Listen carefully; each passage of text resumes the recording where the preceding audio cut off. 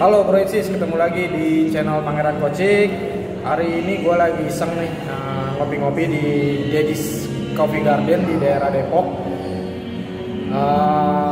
Hari ini gue pengen nge-vlog, jadi pengen sharing pengalaman ya tentang bagaimana memiliki dan memilih mobil, khususnya buat pemula ya, yang baru mau punya mobil atau mempertimbangkan beli mobil gitu ya. Nah, gue sharing pengalaman ini berdasarkan pengalaman pribadi gue yang so far mudah-mudahan bisa bermanfaat gitu ya buat Bro Insis sekalian yang baru pengen punya mobil. Setidaknya ada 4 poin utama dalam memiliki atau memilih mobil. Itu dari sisi gue ya. Nah, sebelum gue cerita poin-poin tersebut, gue sedikit cerita soal sejarah gue punya mobil ya. Gue mulai punya mobil pertama gue itu di umur sekitar ya karena kalau ngomong umur gue malu sebetulnya kan. Jadi sekitar umur 30 lah, 31 gue udah kawin waktu itu. Jadi selama masa bujangan gue, walaupun gue udah kerja, tapi gue belum berani memiliki mobil, belum berani ngutang atau kredit mobil, baru berani motor karena lebih terjangkau ya. Gue pikir Bro Insis untuk terkait beli motor sudah umum ya, karena sekarang relatif motor itu lebih mudah pembeliannya dan harganya lebih terjangkau ketimbang mobil. Nah, sejarahnya tuh gue punya setidaknya sudah 4 atau 5 kali ya coba. Dari pertama gue punya Corolla tahun 96-97 kalau nggak salah. Itu mobil pertama gue. Kemudian ganti ke Avanza. Gue memberanikan diri beli Avanza baru waktu itu yang G tahun berapa gue lupa, itu 2000 berapa, 2003 mungkin ya, 2003 atau 2002. Kemudian setelah Avanza, gue punya cerita unik tuh di Avanza itu karena gue pakai kredit yang 5 tahun dan sifatnya kredit balon waktu itu ya. Kalau Bro Insis sempat ada yang tahu, ada kredit balon yang kredit setelah 3 tahun ke tahun keempat kelimanya itu kreditnya itu tambah gede nilai per bulannya. Dan akhirnya waktu Avanza itu gue jual tuh karena untuk kredit bulan tahun keempat dan kelimanya itu gue pikir gue nggak mampu lah karena kreditannya terlalu besar dan ada opsi untuk melunasi dan menjual mobil tersebut. Akhirnya gue jual dan akhirnya gue ganti kembali ke mobil second, yaitu mobil Honda City Z tahun 2002 atau 2001. Gue sempat pakai setahun atau 2 tahun tuh mobil. Kemudian akhirnya ganti ke Brio baru gue ambil dan itu kredit juga. Kreditnya Brio itu kurang lebih 3 tahunan gitu kan, 3 tahunan atau 4 tahun ya Brio ya, lupa, sekitar 3 tahun. Gue bareng bini gue nanya kalau soal utang bini gue tahu dah. Nah terus abis lunas Brio itu akhirnya sampai sekarang mobil yang sekarang gue pakai itu di Suzuki Excel. Gue pernah bikin videonya, kalau Bro Insis mau lihat ada di channel Pangeran Kocik, review tentang Excel 7. Demikian sejarah kredit mobil gue. Jadi dan Excel ini gue beli kredit tapi kredit sama saudara, jadi gue bayar tanpa bunga gitu ya. Jadi itu sedikit sejarah gue punya mobil. Oke Bro Insis, untuk poin pertama bagi pemula untuk memiliki mobil itu adalah yang jelas adalah kebutuhan. Jadi lu harus mempertimbangkan atau mempertanyakan bahwa lu sebetulnya butuh gak sih punya mobil saat ini gitu kan. Ini gue bicara atas dasar pengalaman pribadi dan mungkin lebih mewakili untuk teman-teman atau Bro Insis yang pendapatannya menengah lah. Kalau atas, pendapatan kelas atas mungkin sudah punya opsi atau pilihan untuk memiliki mobil. Tapi untuk menengah khusus menengah ke bawah itu antara ingin punya mobil tapi duitnya pas-pasan gitu kan, atau enggak gitu, ada pilihan atau nggak usah punya mobil. Nah, poin pertama atau prioritas pertama yang harus jadi pertimbangan utama yaitu adalah kebutuhan. Lu harus lihat, lu bener-bener butuh nggak sih mobil, ya kan? Pengalaman gua selama gua bujangan, gua bukannya nggak butuh mobil, tapi sifatnya karena kita masih bujangan waktu itu, nggak berpikir untuk punya suatu barang yang jadi tanggungan gitu, tanggungan khususnya yang nilainya lebih besar. Jelas kemampuan gua juga waktu itu belum ada secara finansial, meskipun sudah bekerja, gitu kan. Akhirnya walaupun waktu itu keinginan sudah ada, karena gue berangkat dari keluarga yang punya sejarah kebetulan gitu ya, kebetulan punya saudaranya memiliki mobil gitu. Jadi gue punya cita-cita suatu saat ketika gue sudah punya kemampuan finansial yang cukup, gue akan punya mobil. Tapi faktanya ketika gue udah kerja, untuk mengeluarkan uang membeli mobil pun akhirnya tidak serta-merta gue tuh langsung, meskipun gue udah punya gaji UMR lah waktu itu ya kan. Jadi walaupun secara hitung-hitungan di atas kerja, secara cicilan mungkin bisa, apalagi kalau kita ngambil mobil second yang nilainya di bawah 50 juta atau di bawah 30 juta. Saya pikir untuk cicilan yang gaji UMR, sekarang UMR berapa sih, 3 jutaan ya, 3 jutaan saya pikir masih oke untuk mobil second ya, walaupun tua tapi masih banyak mobil second yang apa namanya, yang kualitasnya masih bisa layak pakai gitu kan. Jadi kebutuhan harus diingatkan, kalau tidak ada kebutuhan lebih baik jangan memaksakan, meskipun secara finansial lu punya gitu kan. Jadi harus dilihat kebutuhannya. Buat apa gue punya mobil? Apakah buat disimpan doang, buat nongkrong doang? Apakah akan dipakai rutin setiap hari atau enggak, atau hanya weekend doang gitu kan? Nah itu dipertimbangkan kebutuhan itu. Nah, kenapa gue punya mobil ketika sudah kawin, nikah ya? Dalam hal ini nikah itu apa namanya? Karena gue pikir waktu bujangan gue belum punya kebutuhan untuk itu. Gue masih bisa naik kendaraan umum dan gue punya motor, walaupun juga motor second gitu kan. Terus waktu itu belum ada Gojek ya, masih apa namanya, mungkin kereta, bisa mobil, mungkin gak ada masalah karena kebutuhan itu belum muncul. Nah ketika berkeluarga, khususnya waktu itu gue kebetulan tuh waktu Corolla gue pertama itu gue beli setelah gue punya anak pertama.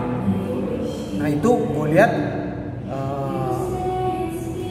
sebetulnya istri juga nggak ada desakan untuk beli, tapi gue pikir kenapa enggak gue punya mobil, karena gue juga butuh nganter istri, nganter anak kalau ke dokter atau kemana gitu kan. Dan secara finansial akhirnya gue mulai ngitung-ngitungan gitu kan, bahwa sudah saatnya yang tepat karena kebutuhan itu sudah ada gitu. Itu jadi teman-teman tolong diingat, kebutuhan itu menjadi penting. Jadi kalau tidak ada kebutuhan jangan paksakan, meskipun Bro NC sudah punya secara kemampuan finansial. Nah sekarang poin kedua ya, kalau tadi kebutuhan, sekarang adalah kemampuan atau dari sisi finansialnya. Jadi lu kalau mau milih mobil, setelah muncul kebutuhan, lu harus lihat kemampuan lu ya, kemampuan lu dari sisi finansial gitu kan. Baik itu kondisi lu bujangan maupun sudah berkeluarga, khususnya ya jelas harus ada pendapatan ya. Pendapatan itu bisa dari kerja dapat gaji atau lu usaha, bebas, yang penting pendapatan. Nah kemampuan itu jadi sangat penting karena kita tidak mau gitu kan. Gue sangat tidak menyarankan kita memiliki mobil itu memaksakan di luar dari kemampuan finansial kita. Sangat tidak disarankan gitu kan. Dan itu pernah terjadi dan banyak terjadi lah. Banyak yang kreditnya macet atau tidak bisa dibayar. Itu karena mungkin perhitungan secara finansialnya meleset atau terjadi sesuatu sepanjang ketika pembayarannya. Itu harus kita perhitungkan benar ketika di awal. Ini berdasarkan pengalaman pribadi gue lagi, gue pertama kali beli mobil itu Corolla itu karena memang gue hitung kemampuan finansial gue waktu itu sama bini gue, karena waktu itu sudah berkeluarga, jadi gue hitung kemampuan berdua ya untuk membeli mobil itu tidak besar. Jadi kita tidak memaksakan untuk memiliki mobil baru, karena jelas mobil baru itu semurah-murahnya mobil baru itu harganya di kisaran mungkin kalau pasaran sekarang itu di 100 untuk mobil keluarga ya, itu 100 juta sampai 300 juta gitu kan. Itu lumayan nilai yang besar gitu kan. Artinya kalau kita memaksakan di angka itu, bukan berarti waktu itu gaji kita berdua itu kalau digabungkan tidak mampu untuk menyicil mobil baru, tapi kita mempertimbangkan safe. Kita mempertimbangkan aman, supaya keuangan kita aman, kita punya mobil sesuai kebutuhan tadi, dan mobil itu layak pakai. Jadi waktu itu kita memutuskan untuk membeli mobil second, itu Corolla. Waktu itu kalau nggak salah gue beli sekitar 43-an juta harganya tahun. Gue nggak tahu, lupa beli tahunnya tahun berapa, tapi itu mobil tahun 96-97. Kondisi masih bagus. Artinya ya ada perbaikan sana sini, tapi nggak yang perbaikan besar. Artinya masih untuk dalam kota, sempat keluar kota juga nggak ada masalah. Perawatan juga nama Toyota ya, bukan kita ini ya, cukup banyak lah. Artinya nggak bengkelnya banyak, nggak ada masalah gitu. Jadi akhirnya kita pertimbangkan beli mobil Corolla waktu itu, dan itu juga gue nyicil. Dan gue sarankan untuk kemampuan ini jangan sampai lebih dari 20% dari total gaji ya, atau pendapatan, nggak harus gaji ya. Gaji itu gabungan, bisa gabungan antara suami istri gitu kan. Jadi kita gabung, gue nggak boleh lebih dari 20% cicilannya ya. Syukur-syukur 10% atau sehingga beban untuk nyicil itu tidak besar, karena pasti ada kebutuhan yang lain gitu yang lebih prioritas ketimbang untuk menyicil mobil. Ketika Bro Insis punya kemampuan untuk menyicil itu diperhitungkan, nah bolehlah silakan memilih mobil. Nah, itu jangan paksakan kemampuan finansial Bro Insis untuk memiliki mobil yang diinginkan atau diidamkan atau dicita-citakan, jangan. Jadi kita lihat kemampuan finansial juga, dan dari kemampuan finansial itu pilih mobil yang sesuai dengan kemampuan itu dan sesuai dengan akhirnya selera kita dan kondisi dan segala macam. Itu ya. Jadi poin kedua adalah kemampuan finansial, jangan paksakan. Lebih baik tidak memiliki mobil ketimbang memiliki mobil tapi kita sengsara, nggak bisa nyicilnya, atau kita bisa nyicil tapi kebutuhan yang lain tergeser, padahal mungkin lebih prioritas khususnya untuk kebutuhan keluarga, itu tidak boleh diganggu bukan menurut gue gitu kan. Jadi harus safe, bermain aman gitu kan, karena ketika memiliki mobil tidak hanya kita menyicil tapi juga ada biaya pajak tahunan yang perlu kita pertimbangkan untuk pengeluaran rutin, kemudian perawatan jelas gitu kan, bahwa ada ganti oli, tune up dan segala macam. Belum lagi kalau ada dadakan di luar dari ganti oli dan tune up yang rutin, misalnya entah itu ganti ban atau ganti onderdil yang di luar dugaan gitu kan, itu juga harus dipersiapkan gitu kan. Jadi poin kedua ini harus benar-benar dipertimbangkan, dihitung benar gitu kan, sebatas mana kemampuan lu menyicil atau membeli mobil secara finansial. Cari mobil yang level pengeluarannya atau kebutuhan nilainya gitu, nilai uangnya sesuai dengan kemampuan finansial. Nah sekarang poin ketiga ya, yaitu memilih mobil yang sesuai kebutuhan. Jadi poin ketiga ini setelah melewati poin pertama, kedua, yaitu kebutuhan ada, kemampuan juga sudah ada gitu kan, baru kita bisa memilih mobil. Nah memilih mobil ini saran gue adalah buat Bro Insis adalah lihat kondisi. Jadi jangan tergiur mobil-mobil bagus baru yang sekarang semakin cepat keluar ya, hampir setiap tahun tuh ada mobil baru gitu kan, dengan tipenya yang dengan fiturnya yang bagus gitu kan, sehingga membuat kita sebagai konsumen itu selalu tergiur melihat mobil-mobil bagus, ayo kita mau beli gitu kan. Padahal belum tentu kita mobil itu sesuai dengan kebutuhan kita. Nah, gue akan berbagi bagaimana tipsnya ya memilih mobil yang sesuai. Pertama, lu harus lihat, lu mau pakai mobil itu untuk apa? Harian atau untuk weekend aja, atau bagaimana? Karena tidak semua orang memiliki mobil untuk dipakai setiap hari, baik itu untuk kerja atau kegiatan apapun gitu kan. Ada yang pengen punya mobil untuk kebutuhan sesaat atau dadakan saja, entah itu Sabtu Minggu atau mau buat jalan-jalan atau gimana gitu kan, atau untuk kebutuhan perlu saja gitu. Jadi tidak pengen ada. Jadi harus mempertimbangkan itu. Jadi pentingan pertama dilihat apa untuk kebutuhan harian atau tidak. Untuk kebutuhan harian, gue sarankan untuk mencari mobil-mobil yang tingkat efisiensi bahan bakarnya baik gitu, atau apa namanya, irit lah dalam hal ini gitu kan. Jadi untuk bisa menekan biaya rutin yang kita keluarkan untuk mobil itu tersendiri. Kemudian pilih juga mobil yang sesuai dengan kebutuhan kita, dari sisi jumlah orang yang memakai.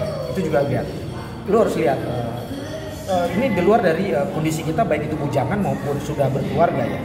Bujangan bukan berarti lu pengen punya mobil untuk lu sendiri, bisa aja mempertimbangkan untuk bawa ayah atau ibu gitu kan, atau adik gitu kan, yang kita pertimbangkan kalau kita jalan kita perlu bersama mereka gitu kan. Jadi kita butuh mobil yang ukurannya mobil MPV atau mobil keluarga gitu, yang ukurannya bisa muat 7 atau 8 orang. Itu jadi pertimbangan. Ada juga yang punya keluarga tapi dia keluarga kecil, mungkin dua orang. Jadi tidak perlu mobil besar, hanya cukup city car yang irit, yang cukup untuk 4 orang. Juga banyak sekarang city car yang ruang untuk naruh barangnya juga banyak dan harganya juga terjangkau, itu banyak. Jadi tidak perlu memaksakan membeli MPV yang relatif harganya sedikit lebih di atas city car. Jadi itu jadi pertimbangan gitu kan. Lu beli mobil itu untuk sendiri atau orangnya sedikit yang akan namanya, atau untuk beramai-ramai gitu. Ketika sedikit ya lu pilih mobil city car. Ketika yang rame-rame di atas 4 orang ya lu butuh MPV atau yang mobil yang kapasitasnya lebih banyak gitu ya. Kemudian pertimbangkan juga dari sisi brandnya. Kalau gue sih ngeliatnya brand. Suka tidak suka di Indonesia brand itu jadi pertimbangan, termasuk gue gitu kan. Apalagi kita punya mobil perdana atau pemula, baru pertama kali punya mobil. Bukan berarti ada brand mobil yang kurang bagus. Saya pikir dengan sekarang ini mobil cakep-cakep ya, teknologinya udah bagus-bagus, di pabrikasi juga sudah cakep. Tapi brand yang sudah dipercaya di pasar Indonesia itu juga perlu diperhatikan. Ya gue nggak masalah ya nyebut merek ya, kayak misalnya Toyota, Suzuki, apalagi ya mungkin sekarang Honda udah mulai jadi brand yang, dan Honda dan Mitsubishi sudah menjadi brand yang sudah common atau sudah biasa yang di kita gitu kan. Tapi mungkin leader brand mobil kita yang sudah dipercaya masyarakat Indonesia umumnya adalah Toyota ya, Toyota dan Suzuki mungkin gitu ya. Gua nggak tahu ada merek lain ya. Kalau kayak merek-merek lainnya yang Kia, Mazda, memang mau merek-merek lama, tapi tingkat kepercayaannya terus konsumen Indonesia tidak sebesar Toyota mungkin sama Suzuki yang sudah terutama Toyota yang sudah menjadi lead di Indonesia. Bukan berarti gue sarankan lu harus beli Toyota, enggak. Merek mobil lain juga kualitasnya sama bagusnya dengan Toyota, malah ada yang lebih bagus gitu kan kualitasnya. Tapi untuk pemula, gue sarankan cari brand-brand yang sudah common di kita. Bukan apa-apa, karena terutama gue bukan orang yang paham benar soal mobil gitu kan. Gue orang yang awam, hanya tahu di permukaan. Oh tuh mobil itu bagus, oh mesinnya juga hanya sekilas. Gue nggak tahu komponen penting di mobil itu apa dan bagaimana, apalagi memperbaikinya. Jadi gue butuh mobil yang secure, jaminan keamanan atau rutinitas perawatannya itu mudah. Kalau murah relatif ya, tergantung tingkat kerusakannya dan sebagainya gitu kan. Tapi minimal ketika kita ada butuh ganti onderdil, barangnya ada dan mudah dicari gitu kan. Kalau soal harga onderdilnya oke, relatif kan, ada yang tergantung onderdilnya gitu kan. Jadi itu jadi pertimbangan utama gue waktu itu memilih mobil dengan brand-brand yang sudah biasa, yang sudah banyak dibeli oleh masyarakat Indonesia. Itu jadi pertimbangan utama. Lain hal kalau kita sudah punya kemampuan untuk beli mobil kedua atau mengganti mobil dengan kemampuan finansial yang lebih baik lagi, boleh kita menggunakan brand-brand yang lebih tidak common gitu kan, yang mungkin merek-merek yang pasarnya masih di bawah Toyota atau Suzuki gitu, boleh silakan. Atau Daihatsu, tadi gue pikir Daihatsu juga termasuk brand yang sudah common di Indonesia gitu kan, karena satu grupnya sama.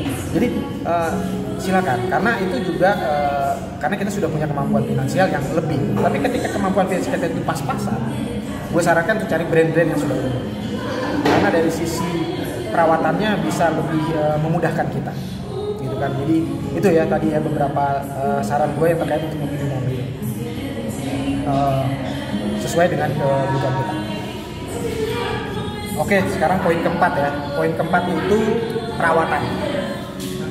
Dalam membeli mobil atau memiliki mobil, pertimbangkan dari sisi perawatan. Nah, kategori perawatan ini gue masukkan dari sisi teknis dalam arti onderdil, perawatan rutin, termasuk biaya-biaya rutin yang perlu kita keluarkan terkait dengan pajak misalnya.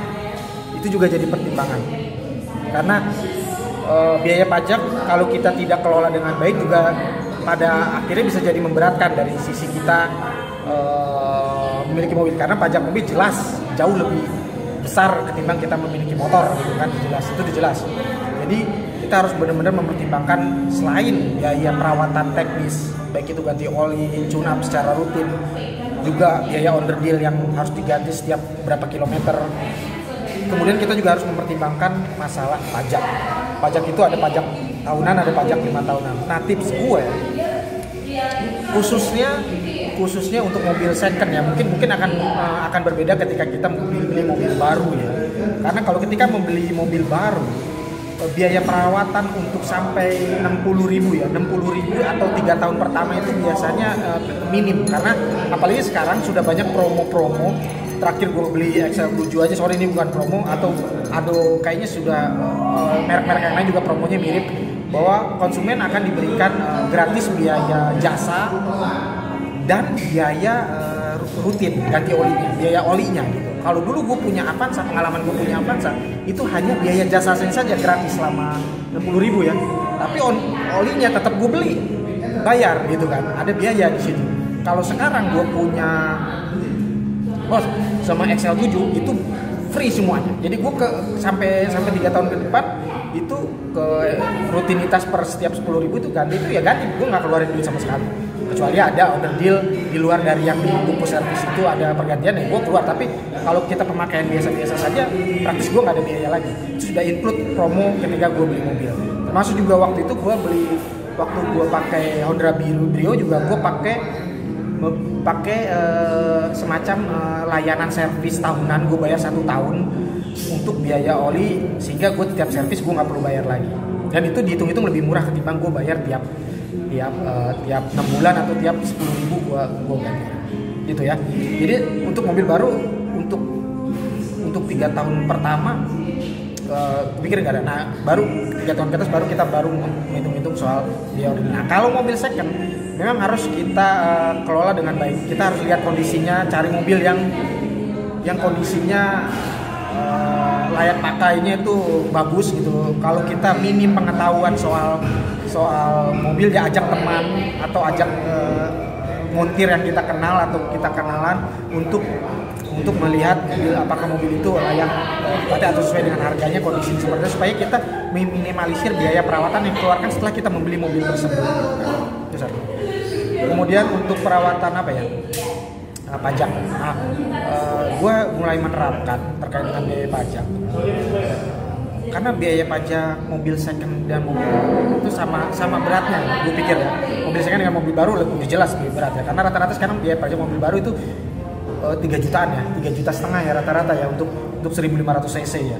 Itu baik itu yang Citikan maupun MPV, pikir angkanya di range segitu. Gue paling murah biaya pajak mobil gue itu Corolla kalau nggak salah, itu pun di angka sejuta masih itu tahun 9 mobil tahun 96 ya, pajaknya masih sekitar 1.200 itu 1.500 gue lupa. Tapi lumayan kalau lagi pas kita bokek atau nggak punya duit keluarin duit pajak, nah apalagi kita lupa bahwa bulannya atau tanggalnya bulan itu untuk kita bayar, akhirnya kita bayar. Nah, tips gue adalah kita menyicil atau menabung. Berapa biaya pajak mobil lo, baik itu second maupun baru, dalam 1 tahun, bagi per bulan, gitu kan. Jadi bagi 12 bulan. Jadi lo harus menyicil bayar pajak itu per bulan dari pendapatan atau gaji lo. Sisihkan untuk biaya pajak, kan. Kemudian sisihkan juga tabungan untuk biaya rutinitas ganti oli dan sebagainya, kan?